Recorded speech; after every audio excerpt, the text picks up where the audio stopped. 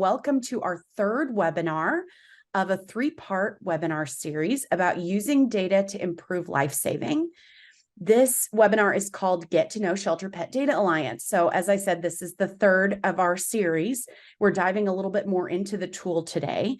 And so if you happen to miss the first two webinars or you were with us for those, the first webinar was more focused on operations and how to use data in your operations. And the second was more about how you could tailor your messaging to get to different audiences and how you can use data to do that. And so today's webinar is going to be more focused on the how. How can we use Shelter Pet Data Alliance to assist with the data analysis analytical process? We'll go to slide 2. All right. Don't you just love Michael Scott? So I have been to many conferences with many of you. I've talked to some of you directly, and typically when I hear or see anyone bring up data, this is usually the face that we get from most people because we are in animal welfare. And we know that you did not get into animal welfare because you love data. That was probably not your intention, unless you happen to meet one of the very few full-time staff members dedicated to data now in organizations, which I think may be like 2% of organizations out there. So most organizations do not have full-time dedicated staff to collecting and analyzing and reporting data. And in other industries, it is a full-time job. So it's a full-time job in itself to analyze that data.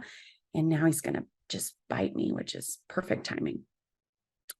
So instead, many of you directors, veterinarians, customer service staff, operations managers, you're all taking on this second full-time role, which is a huge additional responsibility. Or worse, the decision-making with data becomes obsolete altogether. So sometimes we're just not even doing it because we don't have the time to do it. And it makes sense. And that is why we created Shelter Pet Data Alliance. So the reason that we did this is so that it can make data easier for you. And so that we as best friends can also know how to best support your organization. And the organizations, we are able to tell with the data who needs the support. Data is the starting point for all the work that Best Friends does. And in the communities across the country that we work with who are working to get to that 90% benchmark, this is how we work with shelters. We start with the data. And so if your organization is uploading their data or connecting to our portal through your shelter management software, we will analyze and visualize the data so that our network partners, you all that are joining the platform, do not have to. You don't have to do that analyzation. So we'll go to the next slide. All right. So I want to introduce our panelists today. We have Seth Hutchison, who is our Shelter Pet Data Alliance product manager. He is focused on making the tool work the best it can for your organization. And some of you might have seen Tara Marine speak at the Best Friends Conference this past August. Tara is our data visualization specialist. The SPDA dashboards and the One Alliance feature, if you are on the platform or you are wondering about it, thanks to her expert skills, those things came to life. So we are extremely thankful and glad to have her. And if you do not know me, I am Casey Spain. I am the Senior Manager of Network Engagement and Shelter Pet Data Alliance. So I'm really excited to be here with you all today. Thank you for taking the time out of your very busy schedules to be with us. So we're going to go to the next slide. Our goal for Shelter Pet Data Alliance is to make the platform as meaningful and user-friendly for everyone on this call. And a few housekeeping things. We have enabled the chat feature for this call because we have some questions that we want you to engage in the conversation. But we also ask that if you have a question yourself, please use the Q&A feature so that they do not get lost in the chat. We are going to be answering questions towards the end of the presentation. And so we don't want to lose those questions. So if you do have a question that comes up, don't use the chat, use the Q&A feature. Got it? Okay, cool. All right. And so I think the next thing that we're going to talk about here. So this particular slide, we know that this is not a dog that you will most likely see in maybe some of your shelters. I could be wrong, but this is not necessarily a shelter dog, but it does do a really good representation of how you can use and process through the data analytical process. So it can be summed up into three phases. Number one is data collection. Number two is data analysis. Analysis really just means that you're trying to make sense of the numbers.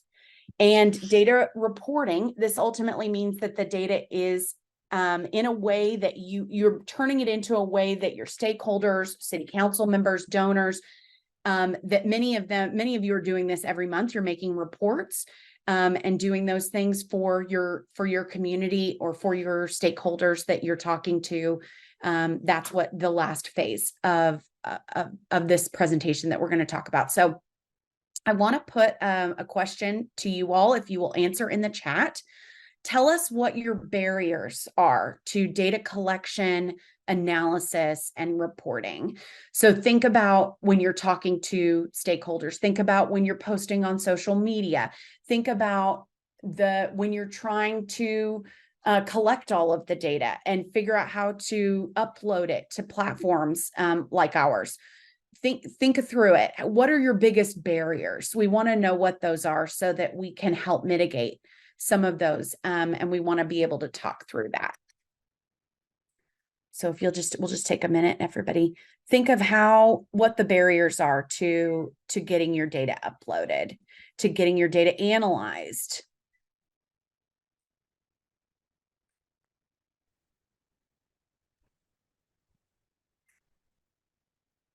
Time. Yeah. Yeah. Apps don't talk to each other. Good point. Things having to be done by hand, finding time to analyze. Absolutely. That's a good one, Quinn. Presenting the data in a clear and concise and meaningful way. That's tough. Staffing resources, absolutely. And I'm sure we've heard from so many folks who have said, with the staff turnover that they experienced during the pandemic, they lost a lot of historical knowledge, right? You lost folks that knew what the different intake types were. And so folks run into trouble with that because whereas they might have had 7 or 8 intake types before, now they've got 22 because they were just, changing the way that they intaked animals and making new intake types. We hear all kinds of things like that. Need to clean up the data first. Really good point, Kristen. That's great. So Seth is going to talk to us a little bit about how Shelter Pet Data Alliance helps to mitigate barriers associated with data collection. So I'm going to turn it over to Seth. Thanks, Casey. So, as we've been talking about already in the chat, there's quite a few challenges that we all run into when it comes to data collection. There's a few that I want to point here, the first of which being how you're supposed to track data, your tracking mechanism that you want to use. I saw a few people go ahead and mention that they're not sure where to start in the chat, or they don't know where to go about this, or they don't have access to shelter management software. And for tracking mechanisms, first, the easiest place to start is just doing what works for you and all of your staff. I saw some of you mention in the chat that you have volunteers who come in who don't follow things correctly. They don't know how to correctly identify certain intake types, things of that nature. And so figuring out how you're able to effectively actually track and pull all of this information is where you should start. We've seen it all. We've seen people send us pet inventory information on napkins. We've had people give us data over the phone. We've had CSV files emailed or just plain text in an email body with animal information. So whatever's going to work for you and your staff based on where you are, you first need to come to a common ground of how you're going to track this information. Obviously, with larger volumes, you've got quite a few options for you. The more you have, the more you may need to take that to be more automated, which we'll talk about. And that comes with putting in place some standard operating procedures. I also saw many of you in the Q&A say that, or in the chat rather, say that you had staff who weren't really sure how to identify certain events, whether they're intakes or outcomes, or new volunteers who aren't entering data correctly, or that you have to do a lot of cleanup. And so as part of that process, making sure that your shelter staff and volunteers have a playbook that they can go by, some of these standard operations and procedures they're supposed to do can help make sure that that data that is being collected is more accurate, whether that's a shared vernacular for how you're referring to these events that are posted somewhere that's easily visible, so that when you know when you have some stray dropped in, how that's supposed to be properly documented inside of your system, or however you're tracking that, all the way to making sure that there's a point in time during their process that they're supposed to be writing this down. I mean, if you mentioned that you don't have the time, I'm sure all of us know just how busy sheltering life can be, but sometimes making sure that as part of that intake process, that there's something built into it that they have to manually enter these things and keep track of them can go a long way to starting that as long as it's front of mind. And speaking of front of mind, one of the things that we've talked around a little bit is software management systems, or an SMS. I'll try to avoid abbreviations, but I say it so often I'll probably slip up at least once. And these can range from a variety of different offerings for different sizes and different areas. I know some people have already talked about Chameleon, Best Friends with uses Shelter Love. There's Pet Point, there's Shelter Buddy. There's tons of software management systems that are constantly coming out there that give you the opportunity to have a standardized way to track and input your information for animals that are coming into and leaving your shelters. Now, I will also put a little fun tidbit there. If you have software management systems, we are gradually building out more connections to them in SPDA. So to help alleviate that challenge, if you have one, you don't have to juggle SPDA on top of it. As we build these out, we'll automatically be able to pull that data for you. So you get access to all of our lovely insight without as much of the manual process, which we'll talk a little bit about. Now, that being said, we've talked about how we're supposed to do some of these things, how we're supposed to track, how we're supposed to standardize, and how we're supposed to look at these things through the lens of potentially a software management system. Tara, if you want to allow me to grab the screen share, I'll show you how you can address some of these things inside of SPDA. So let me pull my screen up here for you. And Tara, can you just give me a nod if you're able to see that? Looks like it came through. Perfect. Okay, so for those of you who haven't seen the Shelter Pet Data Alliance UI before, or SPDA, this is our Manage Data tab. We're going to have some time later to show you a little bit more of the functionality and how you can register and move through that process to join SPDA. But as we're talking about data first and foremost, the Manage Data tab is where you're going to be able to see a variety of different things about the data that we have for your shelter or that you've submitted. Now, first, looking at what we have here, these are all of the monthly records that we currently have. This is looking at Best Friends out of Atlanta specifically, but as you would log in, this would be your shelter information as well. There are three avenues that you can take to give data to the Shelter Pet Data Alliance.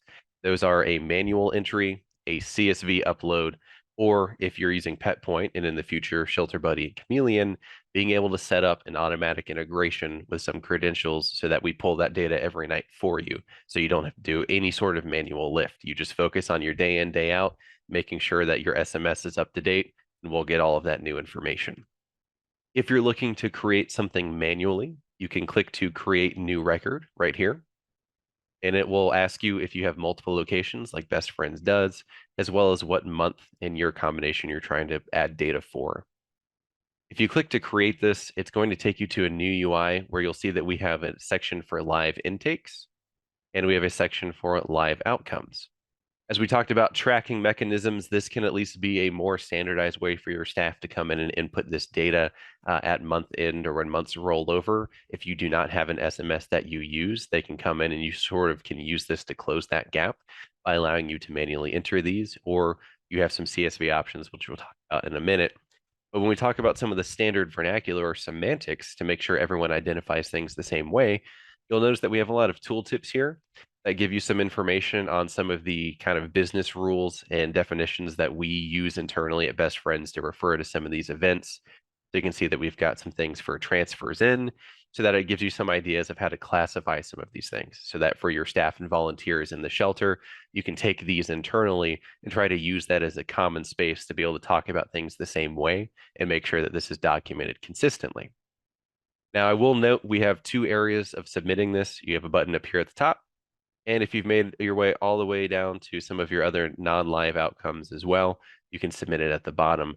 I'll just say if you're using this for the first time or you have volunteers, You can click to submit if there are zeros. As we all know, sometimes you don't have strays that come in, or you're a very small volume shelter and you may have gaps. Just be mindful of that to make sure that where there are zeros, it's appropriate. I'll hop us back.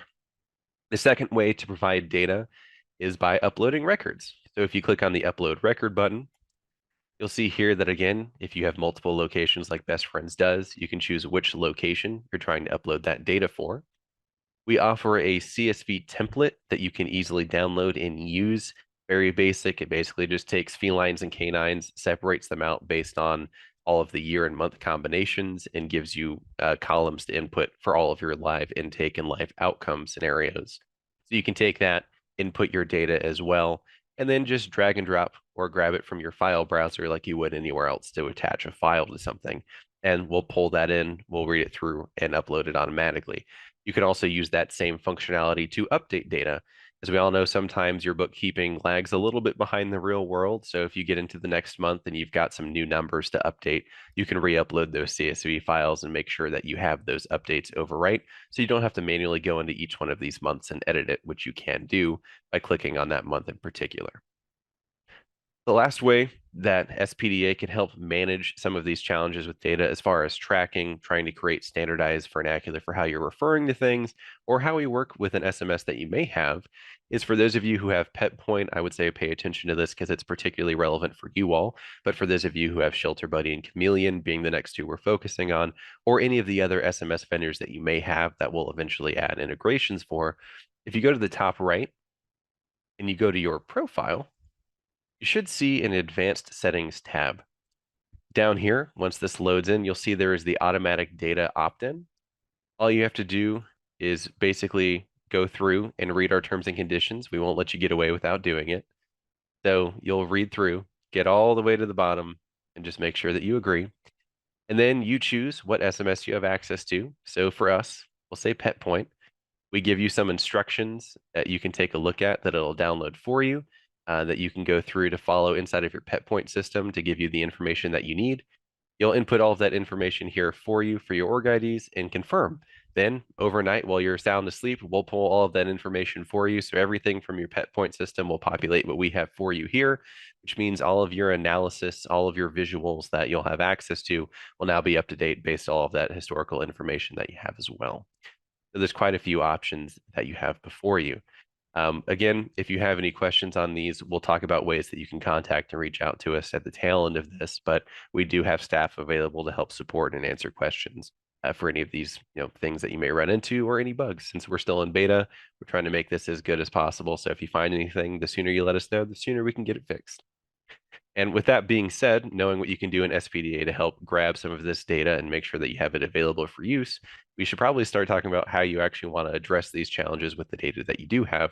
So I'll hand it back off to Tara so that she can start talking to you about what you do now.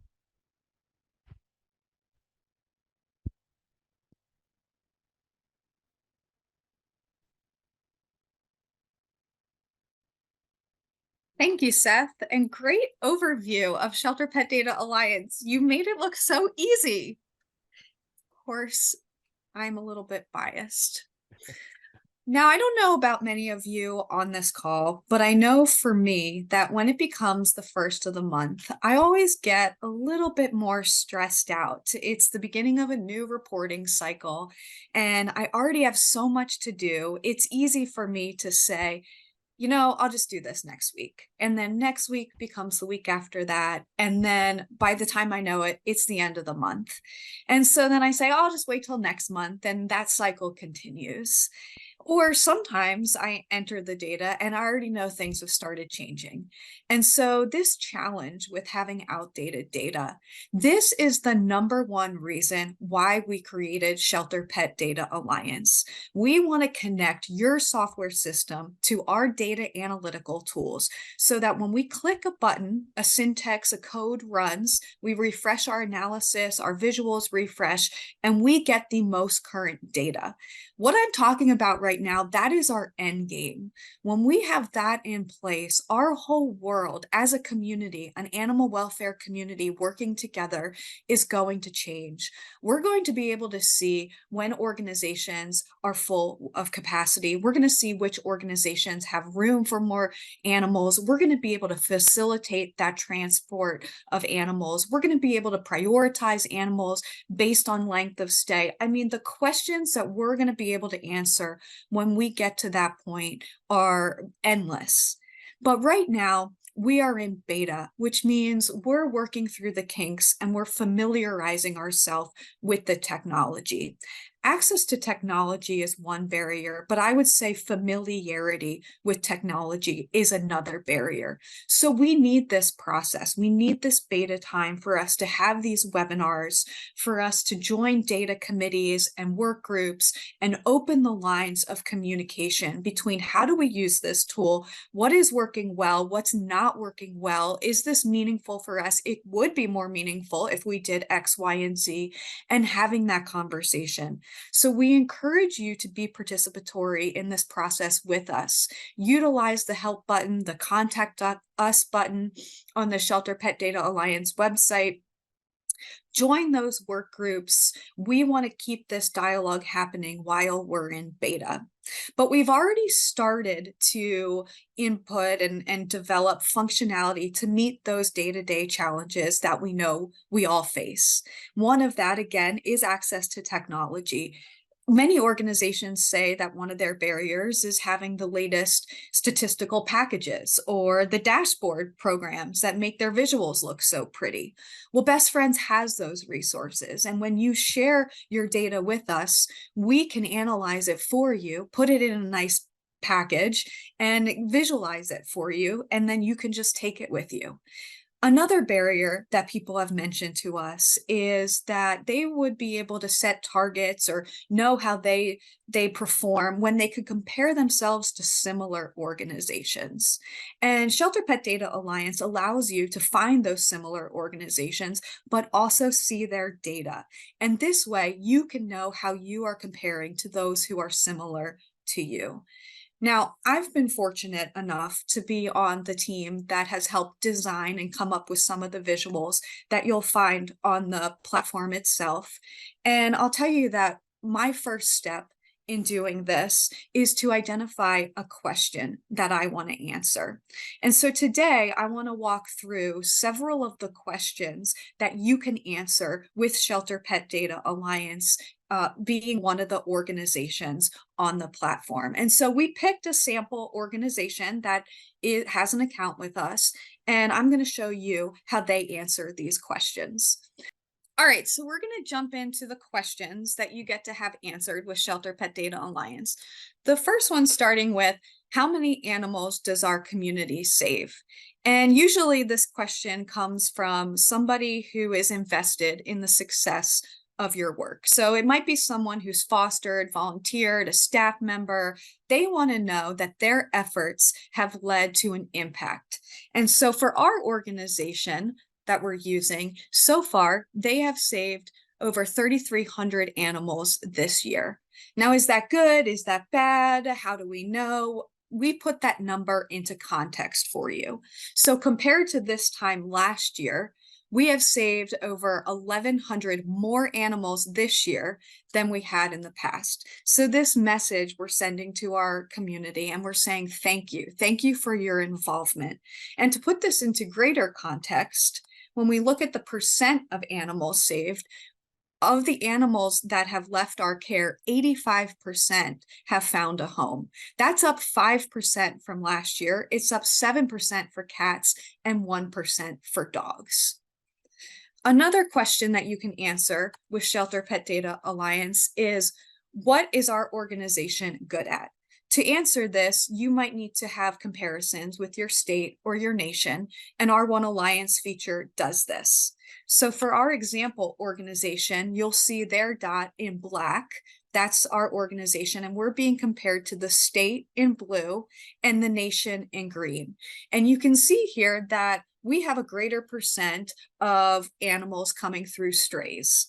And historically, this rings true as well. We have not rolled out our historical tables yet, but this is coming very soon, a part of our One Alliance tool. Right now, you get a snapshot of the latest year in which the primary organization you choose has submitted data. But eventually, you'll be able to see historical trends to see how things fare over time. And this organization consistently takes in more strays than their state and their nation. They also, in 2022, when they submitted their latest data, they had a higher return to owner than their state and to the nation as well. The state and the nation actually have the same rate, so the dots overlap.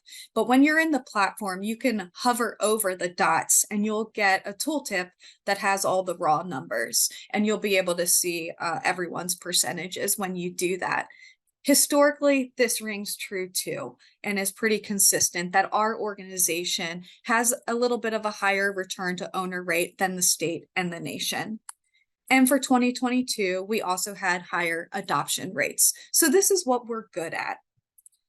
But what could we do to improve?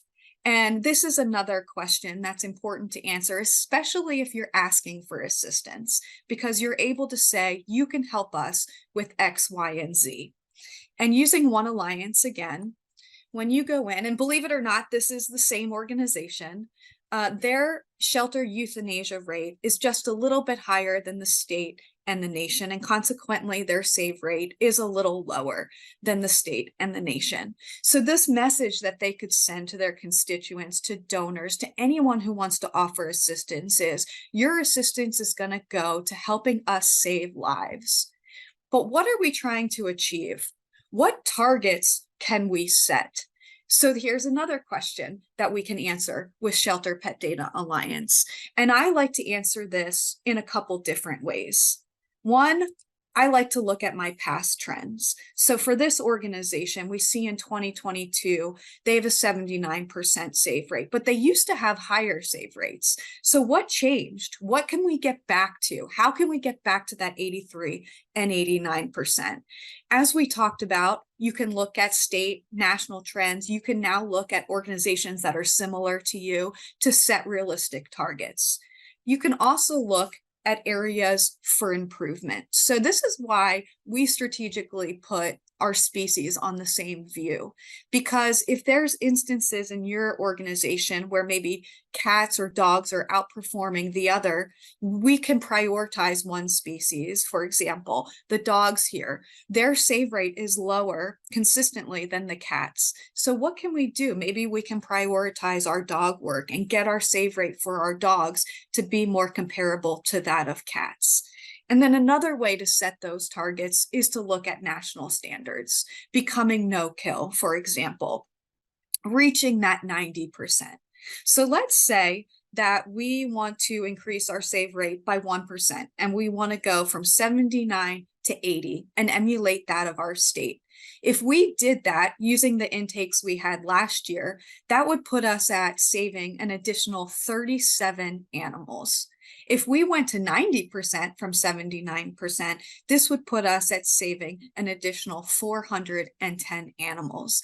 So these are the types of numbers. This is the type of message you can send to your community using Shelter Pet Data Alliance.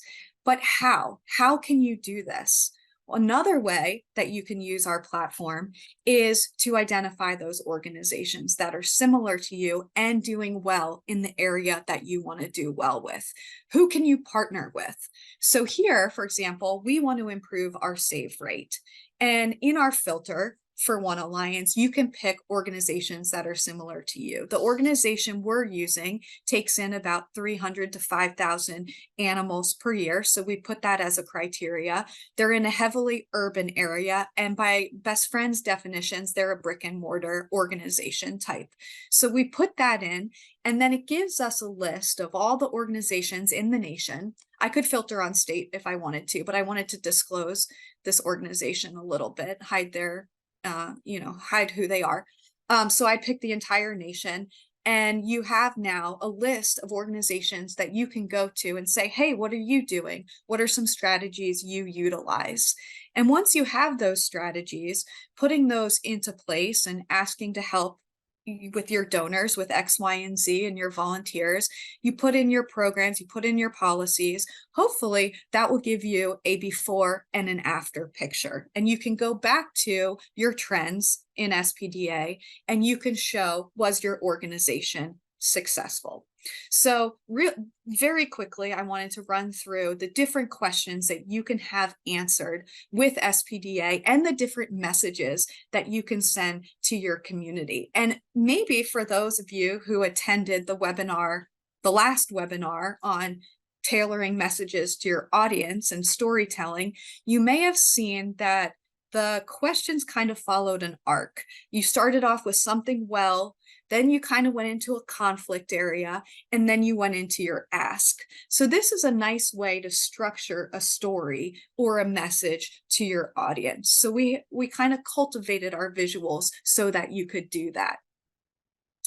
Now that is the analytical piece. But the storytelling piece, that's what we are talking about when we're talking about data reporting and challenges. And a lot of that is just a challenge is just being overwhelmed by the sheer amount of data that you have. How can I make sense of this data? And to help you with that, Best Friends has a data scientist, and we really encourage you to utilize a consultation or a couple consultations with our data scientist. Maureen is amazing at explaining data, telling you how you can cultivate your story. If you don't have those data points, you can talk about how to get those data points. So we encourage you to utilize that resource. Another is having the technology and knowing the technology to share your story. You can embed the reporting, when you go to the reporting tab in One Alliance and you get the dashboard and the different visuals, you can embed that dashboard into your website. So that's one way you can share with your community. Another way is just to take screenshots. And in this presentation, I've used all screenshots, and I've actually tailored the screenshots by adding titles and labels, and you can do that as well and post on social media and engage your community in that way. So now when it's beginning of the month and it's time to use data, I hope that your reaction is more something like this. And I'm going to turn it over to Seth to conclude and bring us home by showing you how to create an SPDA user account, if you haven't already done so. But more than just creating the account, our ask is that you are participatory in the platform. You're submitting your data monthly, you're utilizing the different reporting and One Alliance features, and you're reaching out to us to tell us when things are not working or you're not seeing things that you want, you have questions. Use that little help button. Let us know.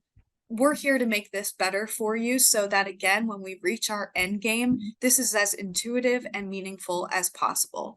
So Seth, let me stop sharing and I'll hand it over to you. All right, I think we should be good there. Perfect. Right. So, as Tara mentioned, I wanted to show all of you moving through the sign-up process for SPDA and just giving you a general overview of some of the ways that you can reach out to us to get more information. So for those of you who haven't signed up for SPDA yet, you can go to shelterpetdata.org. So you can just go to www.shelterpetdata.org. I'm in our QA environment as I move through the sign-up so that I don't actually steal anyone's thunder by creating their account for their organization and production for any of you, so that anything I do in here isn't going to get into the real world. But you should have a very similar homepage where you can scroll down and get some information on SPDA. You can also watch a cool little highlight video. But we do also have some general FAQs for you. But most importantly, you have a contact us button. It'll bring you to a form that you can fill out with any of your questions, concerns, anything that you'd like more information on, and it'll open up an item with any of our support staff, which, you know, I work with pretty closely. So there's a strong chance you get me on the other side of that response. But feel free to use that to reach out to us if you don't have an account, or if you're wondering if this is the right time for you to make one, if you're the right person from your organization. So if you're looking to sign up, you can click the sign up button in the top right. Now, one thing that I do want to call out is there are two pieces of information you should have readily available as you go through the sign up process. One should be an email that you have access to the inbox of. We ran through some issues where we know that you want to use sort of a shared inbox for your shelter. If you do that, you just need to make sure that you have access to go because you will get a verification email. And you need to make sure that you have your shelter organization's EIN readily available if your shelter hasn't been created already inside of the application. If you know that your shelter hasn't been created, just make sure that the person who should be sort of the admin for who's coming in and coming out of the organization and should have access go through and sign up first, because then they can invite everybody else to join your organization. So for now, I'll just use a test email. I mean, it goes to my actual inbox, but just to overload it that way, I'll make it 13. I'll give myself a super secure password. And we'll click to verify. When you click to verify, it's going to give you our terms and conditions, same as what we saw earlier for data sharing. Just scroll on down to the bottom and click agree, and it'll go through and it'll just make sure that that's great, and it'll send you a verification email. If you open up your email provider, you should get a email that asks you to verify, has a button that'll ask you to verify itself, which I'll go ahead and click on here. Should be opening that. Boom. It has verified my account successfully, which will allow us to log back in. I'll jump that guy, and put in my password and log in. Because I'm logging in as a user that has never been in the platform before and wasn't invited to join an existing organization, you'll see this form asking information about who you are. The only three things we require are your first name, your last name, and your job title. So I'll go ahead and put my info in here. And then your organization information. Now you'll notice that a lot of these fields are grayed out right now. If you have your EIN readily available, like if I go grab this one, I can post it into this. And if we have any information on that organization, for those of you who don't know, I'm based out of Atlanta, so I just grabbed one of our no-kill prominent Atlanta organizations. That if you have an EIN and we have information from you, whether that's information that we have FOIA'd historically, that you have submitted to us, that we've collected from you for any reason, we'll have all the historical information. So you're not starting from scratch, and we're able to pull in a bunch of information that we know about who you are in your organization. Because of this, we've already got our phone numbers, we've got our EIN and everything. I'll take the extension out of there just to keep it nice and clean. And then you'll just agree to our terms and conditions. We do have a few additional fields here at the bottom. If you do have shelter management software or you're manually tracking things or using spreadsheets, you can go ahead and note what you do have. I would encourage any of you who signed up and haven't added this field, or who are going to sign up, to make sure that you add it. Even if we don't have an integration, we do use this as an indication of what SMS vendors we need to engage sooner to get those integrations for APIs set up. So that way, if we know that a ton of you come in and start having a huge amount of use for, rescuegroups.org, we can start focusing on that and seeing what we can do to get that integration done sooner. Once we've agreed and had all these things, we can click to complete our registration. It will go through and basically do two things. One, it will check to see if your organization has already been created. If it is, it'll give you a message saying that it has already been created, that you need to be invited by your admin. Or if it hasn't been created, it'll do it and give us this success message, at which point it will reload and give you a tutorial to walk you through the different pages that you have access to. So your different visualizations, your different tabs for managing users and things of that nature. I won't steal the thunder of the tutorial so that you all can do it on your own, but it gives you a few things that you can play around with. If you are the admin who's setting up your organization, I would say please come to this first. If you are not your data person, or you have someone that is either a volunteer or a staff member that is sort of in charge of your data and would be responsible for either using the manual entry or CSV uploads, because you do not use PetPoint and our other integrations aren't live for your SMS system yet, just go ahead and click to add user. And again, same thing. We need their first name and last name and an email, and then add a role for them. The only main difference here is users versus admin. Their functionality within the application in terms of engaging with data, whether that's entry or analysis, is exactly the same. The only difference is admins can invite new users, normal users cannot. So if you don't want someone adding in a bunch of people, just make them a user and keep your admins a little bit smaller in their population. Again, we'll see the same managed data that we have here. You'll notice that we have a different thing here for this. This is an org that is not up to date with their data entry. So you can see that we're telling them where we have incomplete 2023 data, but we do have 2022 data and back from them. In addition to seeing incomplete statuses when the months end, you will get these lovely banners up here. They're not always angry and red. They start off a nice sort of neutral beige, I think you could call it, as it lets you know that the month has ended and you should input data. And then the further into the next month you get, they will turn red. I believe it's around the 15th or midpoint of the month, depending, that these will change over and give you more of a visual indicator that you need to upload some data for yourselves. The last thing that I want to point out, because I know we wanted to save some time for some Q&A, is that we do also have a help section. So if you click on the help section here, this will give you a support form. Again, it allows you to say who you are, which organization you're with, and some information about it. Most importantly, your EIN. We do have our master shelter list and all of the data that we have for you historically. So we know that if you give us your EIN, we can look up information about your shelter just to help get us up to speed on, where you're at, what we can do to help, and be acclimated to your situation as we engage you for any issues, and gives you spots to upload any screenshots or examples that you need to let us know what's going on. So whether this is a question that you're just curious about functionality, I've seen people in our Q&A reach out about roadmap considerations, any of those sorts of questions you can certainly use this for, or in the event that you do run into a bug, you can also put that through here so that we can start resolving it. Again, we've been in beta since we rolled out in May. We've actually had a shockingly quick adoption. I want to say last month we reached over 1,600 organizations already signed up inside of SPDA, about 1,300 of which are compliant with uploading monthly data, which is a huge, great percentage for people coming to the platform and using that. So we've had a great adoption that has pushed us and our team in terms of being able to focus on some of these things. So please, if you do see anything, reach out and let us know, because it's my job and all of our job here to make sure that SPDA is performant and stable as possible for all of you and can help address all of the needs that you have, to make sure that it works as good as it can for you. But with that being said, I'm sure I'll hear from plenty of you, whether it's through this form or reaching out to me via email for any more information on what we're doing or what we have coming down the pipeline. So I think I'll stop sharing my screen and we'll switch over to some Q&A.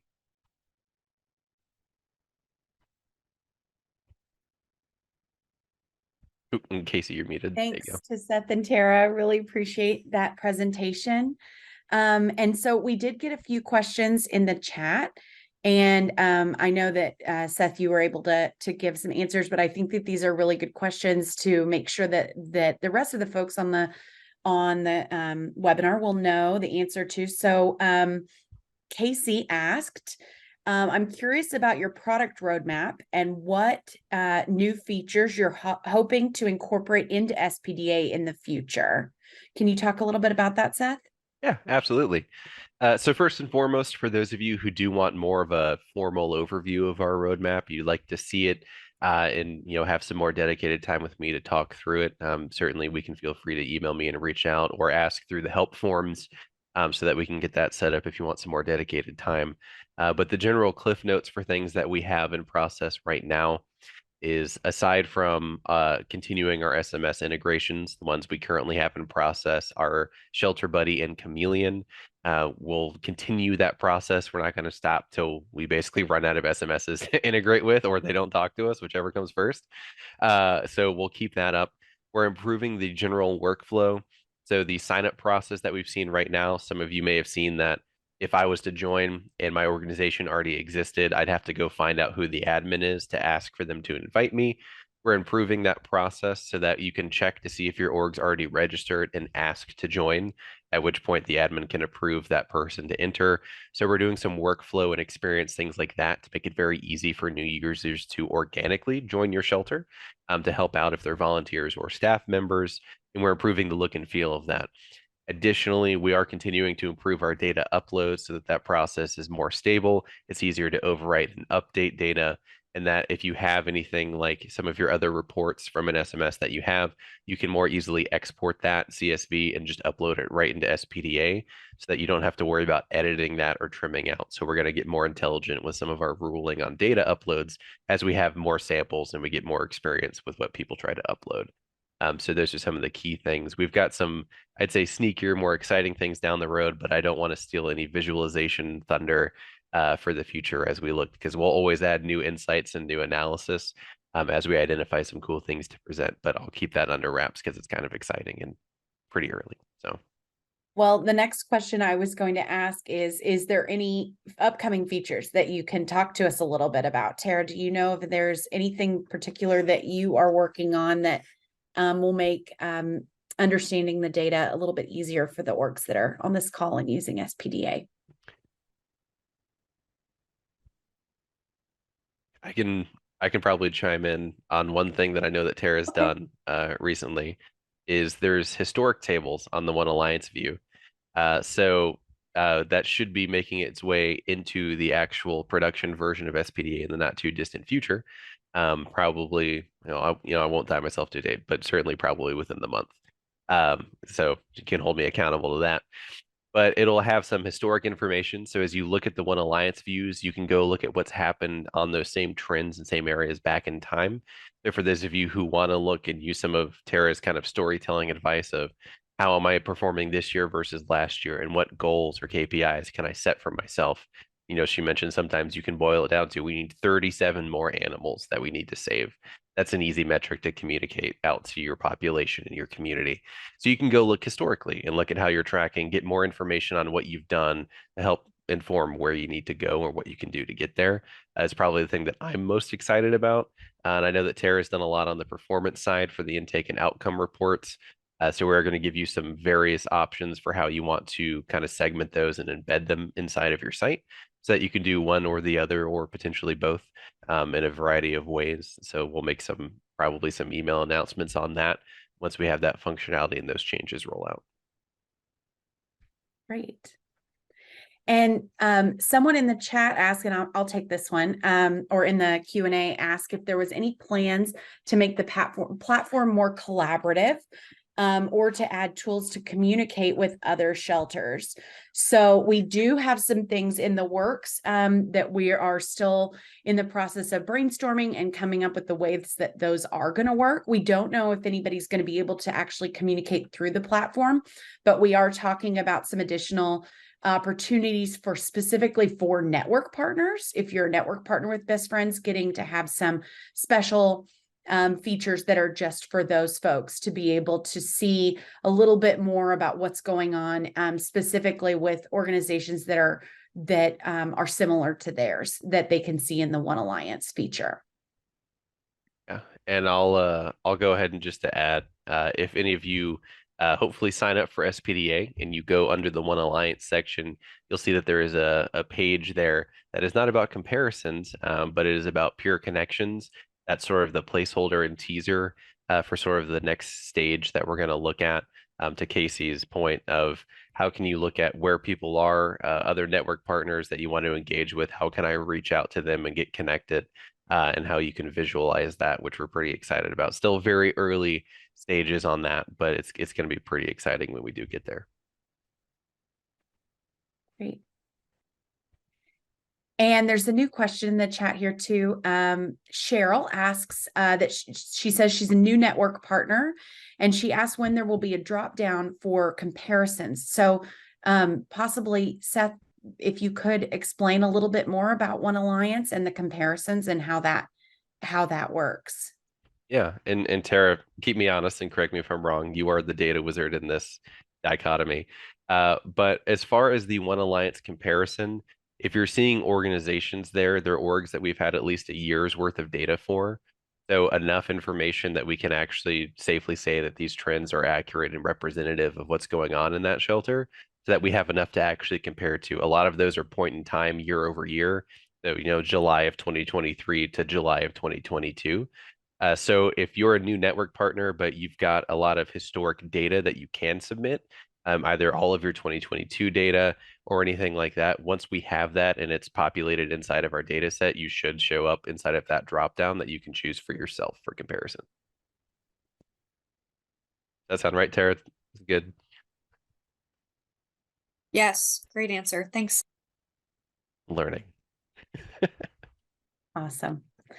Well, y'all did a great job. Thanks so much for our panelists. I really appreciate your time. Thank you all for coming to this webinar and engaging with us. And if you have any other questions, you can always reach out to us. And we will be following up with the recording to this webinar and the past 2 webinars in an email in the coming days. So expect to get that probably next week. You'll get it. Thank you all so much. We appreciate it and hope you have a great rest of your week. Thanks, y'all.